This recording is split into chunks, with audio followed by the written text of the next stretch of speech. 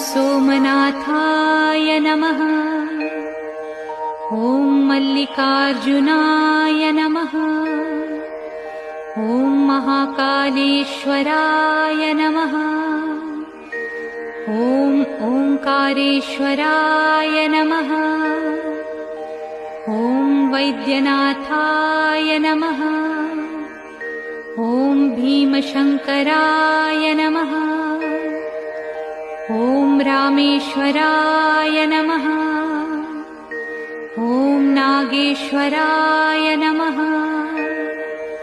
ॐ विश्वेश्वराय नमः। ॐ त्र्यंबकेश्वराय नमः। ॐ केदारेश्वराय नमः। ॐ भुस्मेश्वराय नमः।